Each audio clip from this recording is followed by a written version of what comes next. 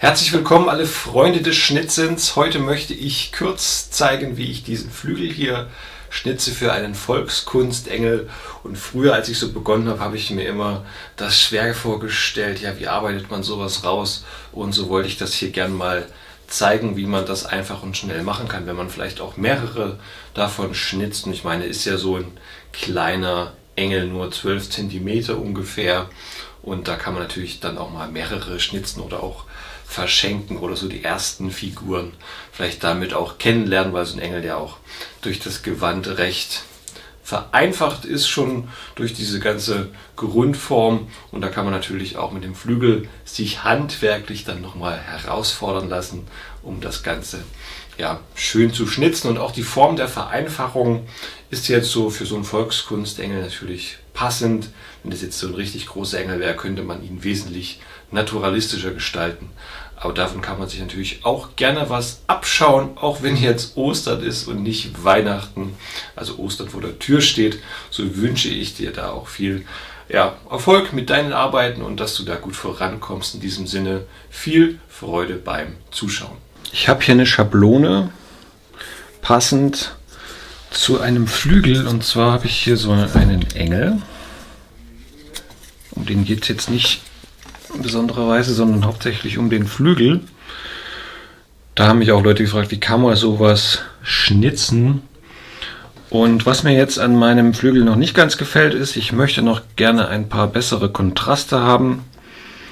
Also das hier soll noch was weg und hier könnte das noch ein bisschen tiefer reingehen und das hier unten vielleicht noch ein bisschen kleiner, dass er auch gut zum Engelchen passt.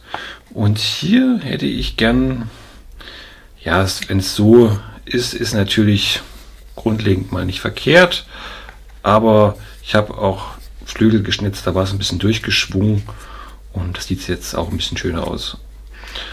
Das möchte ich jetzt gern an meiner Schablone hier nochmal verbessern und die funktioniert praktisch so, dass ich das natürlich hier zusammenfalte. Warum stimmt das jetzt nicht genau? Also da waren mal zwei Knicke, so passt es aber jetzt. Und so habe ich das dann eben genau gemacht. So, und da gehe ich jetzt einfach mal an die Bereiche nochmal ran, wo ich was wegmachen möchte.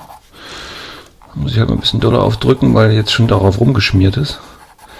Also hier wollte ich noch was rausmachen.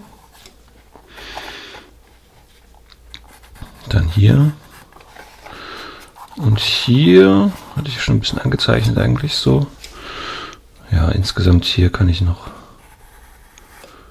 einen kleinen Zacken runterschnitzen. Die Federn, die schnitze ich dann so rein. Wenn man noch eine feinere Bandsäge hat, kann man es auch reinsägen. Mit meiner Bandsäge macht es aber keinen Sinn, da mache ich, glaube ich, mehr Schaden als alles andere. So, und dann schneide ich hier nochmal. So habe ich natürlich auf beiden Seiten dann immer. Jetzt habe ich hier oben also ein bisschen mehr Schwung drin. Ja, hier. Ein bisschen komisch aus, aber hier ist es eigentlich schön geworden. Und hier unten kann noch ein minimal was weg.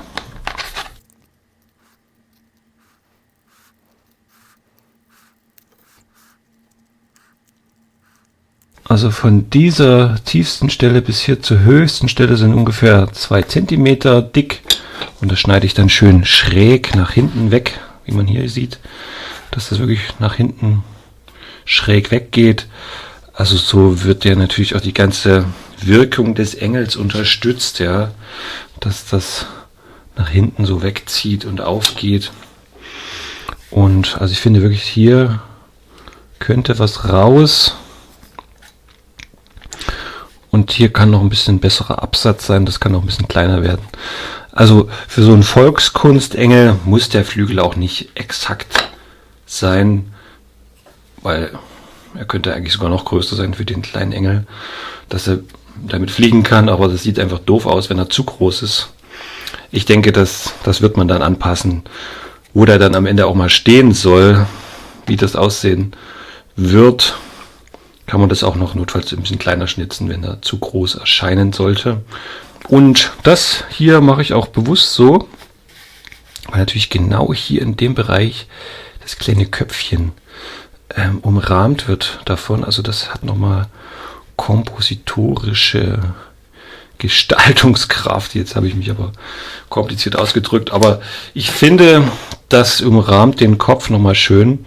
Und das kann man genauso setzen, dass das also dem Kopf nochmal hilft, hier seine Geltung zu finden. Genau, so ein kleiner Trick nochmal. Jetzt säge ich das aus, dann werde ich das grob zuschneiden. Zeige ich mal, wie man das schnell und grob zuschneiden kann. Und dann noch den Feinschnitt.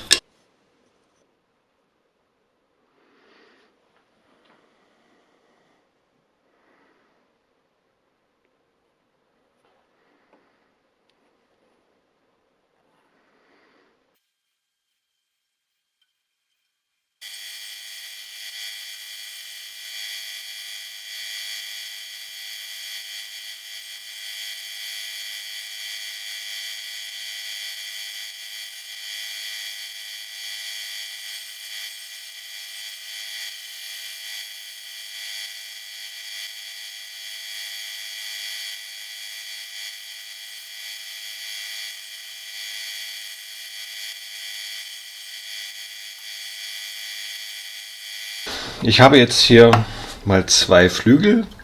Um den soll es jetzt im Speziellen gehen. Den möchte ich dann mal fertig schnitzen. Das ist jetzt ungefähr für so ein 12 oder 11 bis 12 cm Enge gedacht, wenn er die Flügel so nach oben nimmt. Und das ist jetzt für so einen kleinen 9 cm Engel. Also man sieht schon, größer sollte das nicht sein. Darf aber auch nicht zu mickrig sein, dass das proportional noch irgendwie dazu passt. Aber es geht jetzt eben nur um das Schnitzen dieses Flügels. Ja, da habe ich hier so ein Abfallstück. Ist hier so ein bisschen komisch abgesägt. Das habe ich aus der Abfallkiste genommen. Das spanne ich dann hier so ein. Ja. Und man sieht jetzt hier, wenn ich jetzt hier ungefähr einen rechten Winkel habe, dann sehe ich hier unten noch so einen leichten Schlitz. Ja, also da passt wirklich noch hier so ein Werkzeug dazwischen durch, wie man hier sieht, unten in dieser Ecke, ja. Und das heißt, wenn ich jetzt hier mein Werkstück ranschiebe, dann wird das so ein bisschen, kann das nach oben hin nicht so richtig weg und wird so ein bisschen in diese Ecke reingedrückt. Also da kann man sich auch ein Brettchen bauen, was man irgendwie am Tisch einklingt. Das schiebe ich dann einfach hier so ran und meine Idee ist jetzt eben hier mit dem Werkzeug, dass ich da schön schnell die Masse wegstechen kann, aber dass ich es auch schnell rumdrehen kann, dass ich auch von hinten arbeiten kann. Und es gibt so Leute, die kleben das auf dieser Fläche auf so ein Stück Papier und auf so eine Holzplatte und spannen das dann in eine Hobelbank schön fein säuberlich ein und schnitzen dann oben die ganze Fläche, dann spalten sie das hinten weg und dann, naja, geht es eben schon wieder los, ja, dass man von hinten dann das eigentlich in der Hand schnitzen muss und dann ist mir das zu gefährlich, weil hier natürlich könnte das ja brechen, wenn ich mal irgendwie da eine falsche Bewegung mache oder zu doll drücke oder da ein Fehler am Holz ist oder was auch immer.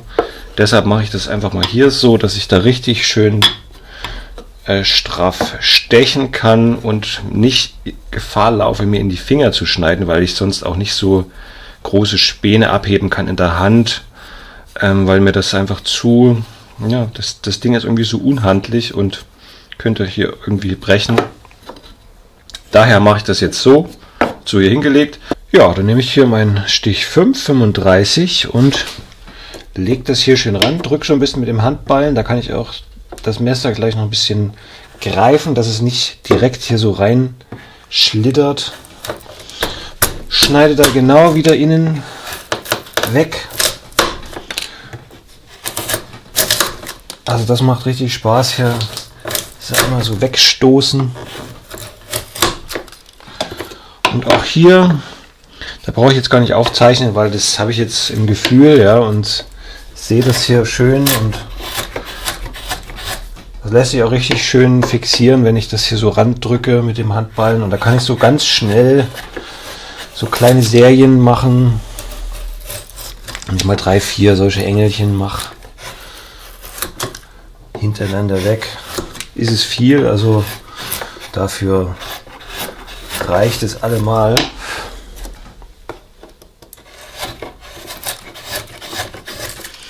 Ja, hier muss ich ein bisschen schonen, ja, also da darf ich nicht mehr wegmachen, dann eher hier an der Seite noch mehr wegmachen.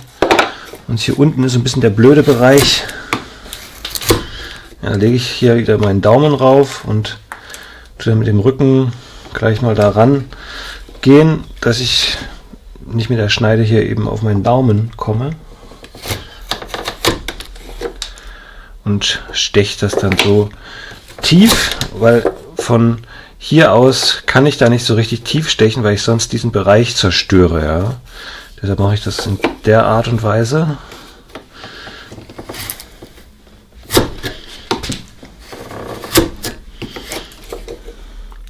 So, und jetzt bin ich auch schön runter gekommen. Kann ich hier noch ein bisschen tiefer machen. Ich habe dann immer gemerkt, am Ende, wenn ich die Federn schnitze, könnte es immer noch ein bisschen dünner sein. Also man lässt es immer noch gern zu dick. Ja, das ist so richtig schön dünn, muss es sich anfühlen. Gut.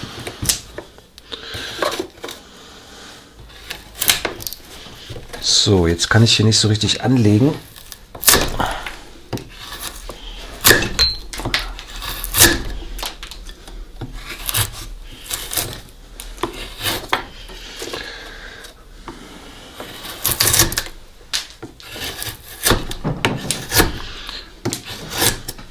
Ja, lässt sich auf der Seite ein bisschen blöd fixieren. Wenn ich jetzt Linkshänder wäre, wäre es wahrscheinlich einfacher, aber da komme ich nicht so richtig klar. Also ist das Messer jetzt doch ein bisschen stark da reingeschnellt. Also wenn man es kontrollierter hinbekommt, ist natürlich immer besser. Aber dafür kann ich jetzt hier in dem Bereich wieder meinen Handballen hier schön rauflegen. Ja. Dadurch ist das fixiert.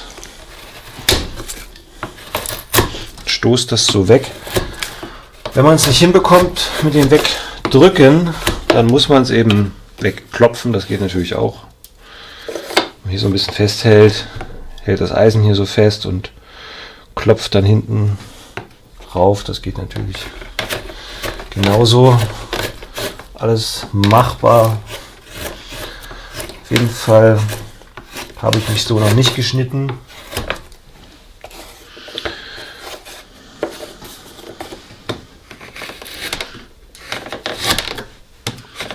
So.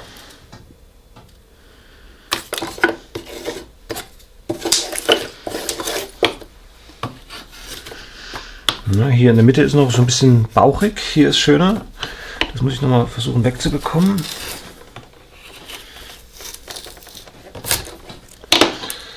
So, da geht es jetzt halt so ein bisschen gegen die Faser hier. Kleineres Eisen hilft da, dass ich mir nicht noch da reinreiße. So. Dünner möchte ich jetzt auch nicht. Oder nicht viel.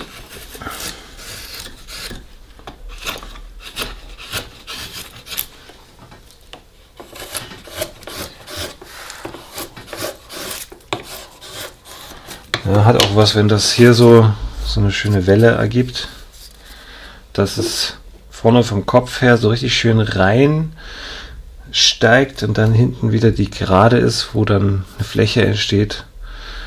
Also richtig ein symbolisches Stopp. Also gefällt mir. So, jetzt hier unten nochmal reingehen.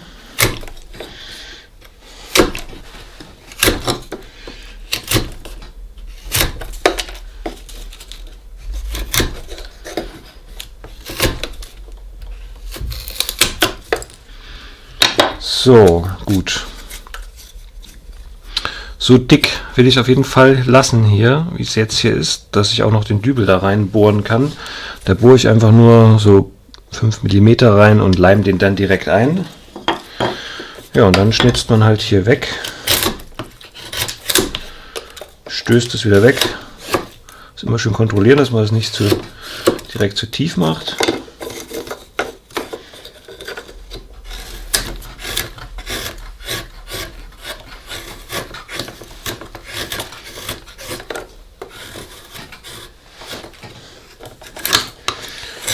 Ja, so ein bisschen eine Geschickübung.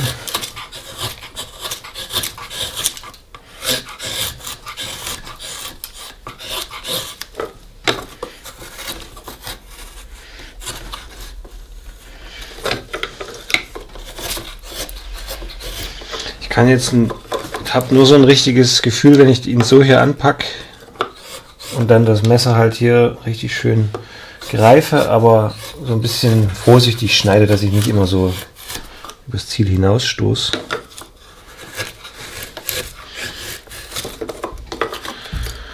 So. Das ruhig richtig schön dünn machen, das so 3 mm, 2-3 mm am Ende. Am Ende macht man es immer noch mal ein Stückchen dünner, habe ich festgestellt.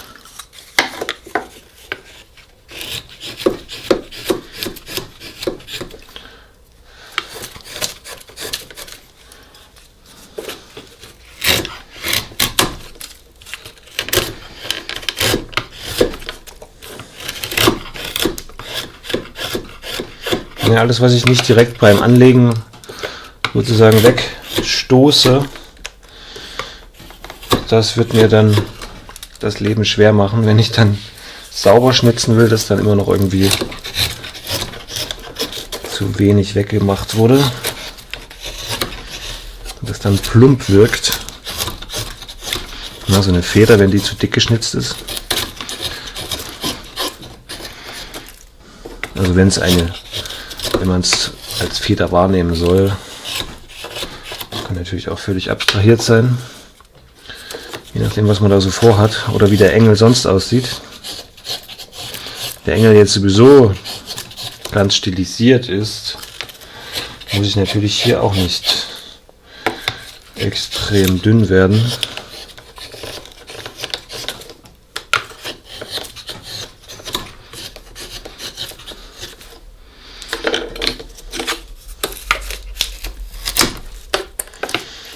So, da ist noch ein Buckel drauf und das hat sich jetzt so ein bisschen weggespaltet, aber hier ist auch noch minimal. Da muss ich natürlich aufpassen, dass es nicht zu sehr reißt und ja, hier muss ich jetzt doch in die andere Richtung schnitzen.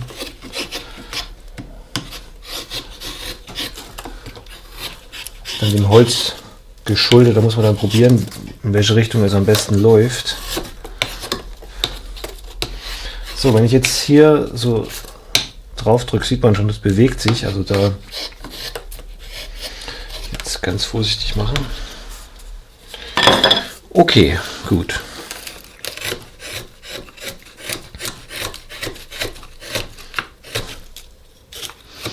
Und jetzt schnitze ich hier gleich noch so ein bisschen um die Ecke rum. Hier so rein. Muss ich ein bisschen ausarbeiten.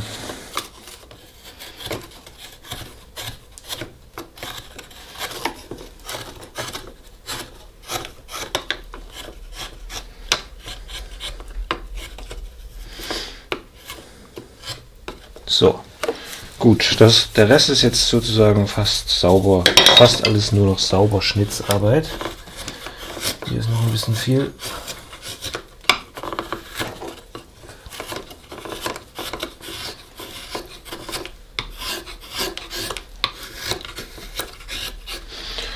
Den Rest filme ich dann in der Hand. Jetzt will ich noch mal hier kurz rauf gucken. Also hier kommen die Stiche rein. Hier oben wird das eben abgefangen, weil das so leicht übertrieben so drin sitzt in der Bank durch diesen gesägten Buckel. Und dann habe ich das aufgehoben. Immer wenn ich mal sowas habe, spanne ich das hier fix ein. Geht rasend schnell, ja, ohne große Probleme. Und es ist sicher bei diesen filigranen Werkstücken, weil die ja doch zerbrechen könnten, weil die Faser hier so verläuft und könnte zerbrechen. Man sieht, das bewegt sich jetzt. Da muss ich jetzt auch sehr aufpassen, wenn ich in der Hand schnitze, dass ich da nicht zu doll drücke, weil wenn es in dem Moment, wo es zerbricht, könnte ich mir eben in die Hand schneiden. Von daher ist da Vorsicht geboten mit so kleinen, ja, filigranen Teilen. Jetzt geht es also in der Hand weiter. Also ich schnitze es in der Hand, weil ich das sonst nicht mehr bearbeiten kann und für mich sich das gut anfühlt. Also draußen ist jetzt gerade hier das wildeste Schneegestöber. Na gut. Okay, ich nehme dieses Hohleisen, hier Stich 8 mm und setze das hier so an und dann schneide ich also hier was raus, ja. Also hier so, dass dieser Teil so ein bisschen betont wird. Gehe hier wieder raus. Ja, jetzt werde ich hier ein bisschen rausschneiden, dann zeichne ich hier so ein bisschen auf. Wie hier außen, so hier innen. Ja, und dann hier unten wieder der nächste Hügel. Und das ist sozusagen der Innenflügel. Da mache ich einfach nur so ein paar Querschnitte mit dem Hohleisen und hier werde ich dann meine Schwingen reinziehen, die schön mit der Form mitlaufen. Mache ich dann noch mal ein bisschen genauer. Jetzt noch nicht so viel darauf rumschmieren, was ich hier noch rausschnitzen will, und da mache ich nur kleine Schnitte, weil ich mir bewusst bin, dieses Holz, es ist sensibel. Ich muss hier aufpassen, dass ich mich nicht in die Finger schnitze.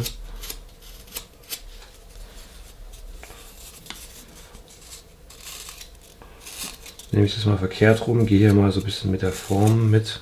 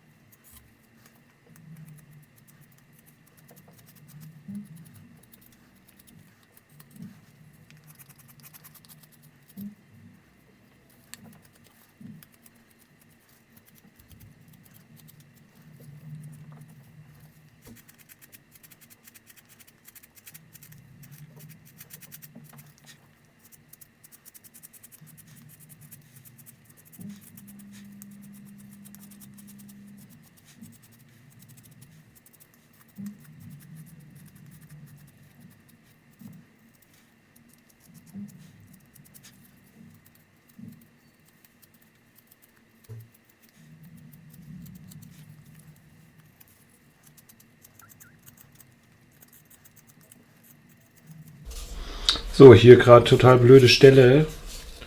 Da setze ich halt diesen Ringfinger hier an und schiebe nur so ganz zarte Schnitte hier rüber. Also da drücke ich kaum, brauche ich auch kaum drücken. Da kann ich mich jetzt nicht wirklich schneiden. Ja, natürlich kann ich mich schneiden, aber man spürt so ein bisschen,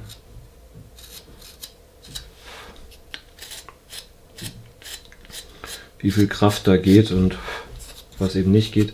Jetzt habe ich das hier wirklich sehr schön dünn, also ja, man wird am Ende immer noch sehen, dass das eine Stärke hat. Von daher gehe ich lieber richtig ran, weil ich es immer blöd finde, wenn es dann doch noch zu dick ist. Also das von der Form her ist es halt schwer, hier jetzt die Form zu halten, weil ich ja immer hier kleine Hohlschnitte mache. Und das widerspricht ja dieser plastischen Form. Ein hohler Schnitt auf eine Rundung muss man dann alle gleichmäßig setzen, dass es überhaupt aussieht. Und das ist hier oben an dieser kleinen rundlichen Kante natürlich ein bisschen schwierig.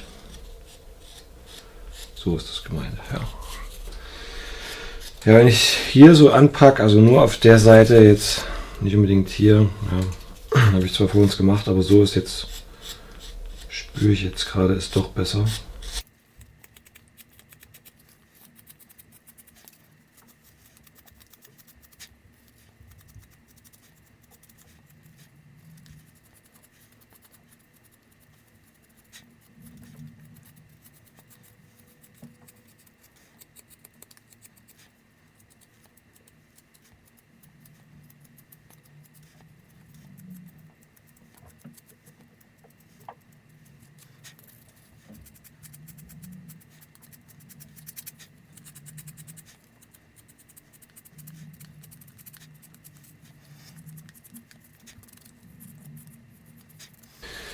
Jetzt schaffe ich hier diesen Absatz, dass ich einfach diesen Innenflügel von den Schwingen trenne.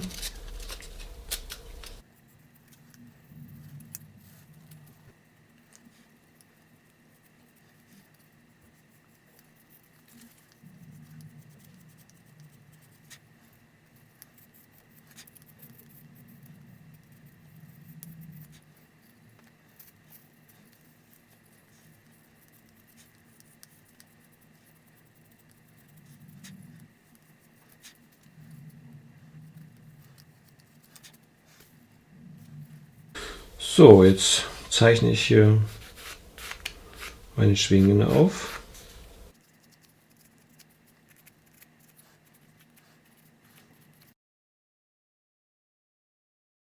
Nicht kleiner, aber auch nicht wesentlich größer. Also wenn ich sie zu groß mache, sehen sie halt verfremdet aus. Dann müsste der ganze Engel sehr kindlich oder irgendwie verkitscht wirken. Wenn ich sie zu klein mache, dann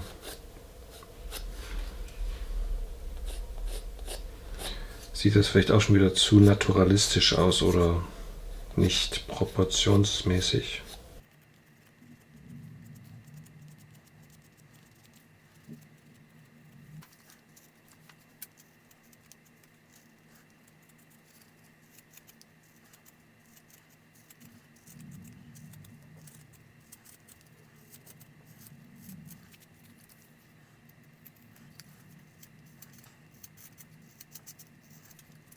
Ja, den Geißfuß lege ich hier so ein bisschen auf diese eine linke Seite jetzt, dass er an der Seite eben ein bisschen was wegschneidet und nicht nur die Rille.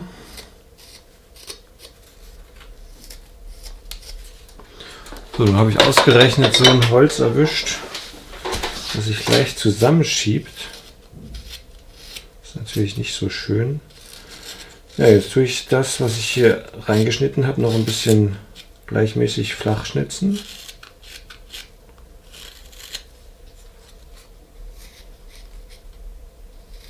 Dass die Platten so wie übereinander liegen, so minimal halt.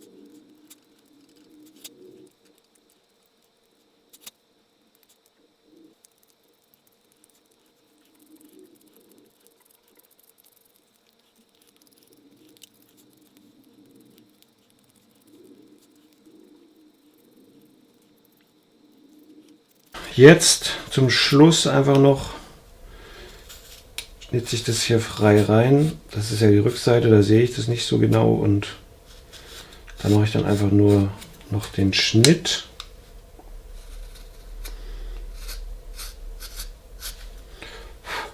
Der eben zu dieser Spitze verläuft. Kann auch von außen kommen.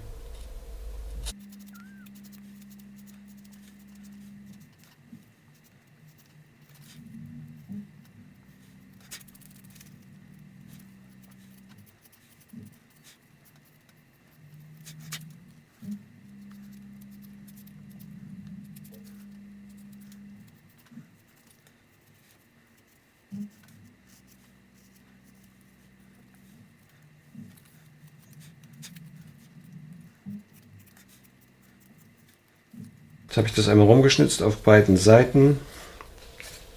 Jetzt fehlt eigentlich nur noch hier unten diese kleine Feder jeweils. In der Mitte haben wir ja den Kiel, den schnitze ich nicht rein, sondern ich schneide nur hier mit einem 1 mm Hohlbohrer ein bisschen diese untere Federnkante rein.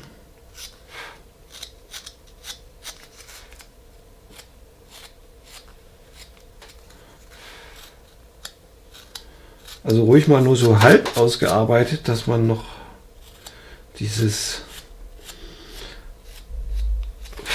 Kunsthandwerkliche sieht, also dass man auch merkt, das ist wirklich vereinfacht und zusammengefasst, also dass das einfach ja so eine vereinfachte Form ist, und natürlich erzeugt das auch ein bisschen so ein Spiel, weil wenn jetzt der Betrachter überlegt, wie geht es da weiter und da hört es halt einfach auf, dann kann sich das auch im Gehirn natürlich das fertige Bild dann erzeugen, und von daher kreiert das so eine kleine Spannung und da auch mal was weglässt, bewusst.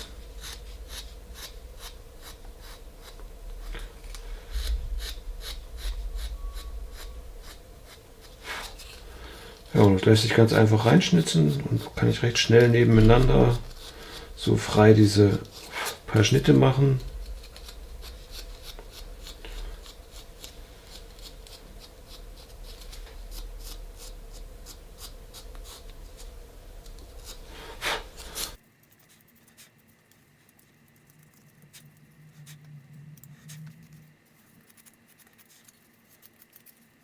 Zum Schluss nehme ich dann bei diesen Flügeln in Vlies, weil hier sind so viele kleine scharfe Kanten, die ich jetzt nicht mehr richtig rund schnitzen kann.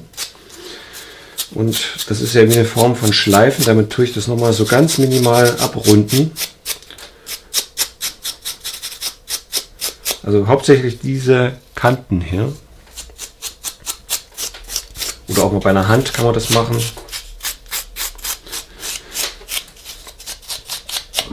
Da sieht das sofort organischer aus und abgeschlossener. Nur weil einfach die Kante mal gebrochen ist. Da muss ich schon ein bisschen Druck ausüben. Ich glaube, der schwarze, das bedeutet, das ist die feinste Schleifkörnung. Könnte man auch noch ein bisschen gröbere nehmen. Aber wenn er zu grob ist, kann er auch mal hängen bleiben und dann könnte hier was wegplatzen. Also da aufpassen. Ja, auch manchmal bei Reliefen, kaum ist die Kante gebrochen an einer Blume oder irgendwas, plötzlich wirkt das alles plastisch, und so ist hier ein bisschen der Effekt. Kleine Fusseln gehen weg und ich verrunde das einmal kurz. Der Flügel ist fertig. Ich habe es nochmal hier leicht abgerubbelt an den Rändern. Einfach nur, dass es ein bisschen organisch wirkt. Grundsätzlich ist es ja eine Schnitzarbeit und keine Schleifarbeit. Deshalb so ein Vlies, weil man da die Schleifspuren kaum erkennt. Schleifpapier würde jetzt halt wesentlich mehr schon eine richtige Kante hinterlassen und das noch ja, deutlich sichtbarer machen einfach. Und daher einfach so ein ganz weicher Vlies und nicht zu intensiv einsetzen das Ganze. Ja, Bleistiftstriche hier und da noch mal ein bisschen korrigieren, wenn jetzt hier so eine kleine Stelle ist, zum Beispiel, da ist noch irgendwie ein Absatz, sehe ich. Dass einfach die Linie optimal läuft und dann, dass das so ein bisschen weg ist. Hier, wie das hier rauskommt.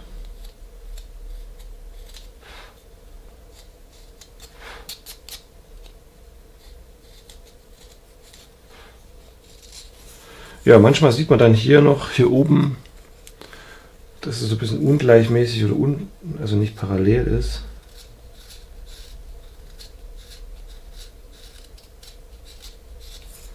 Oder man sieht da auch die Stärke sehr deutlich. Da schnitze ich dann nochmal bewusst dünn und gleichmäßig.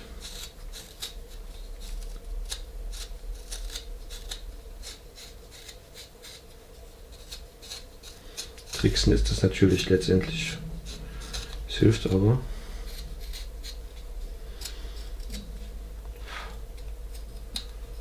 So.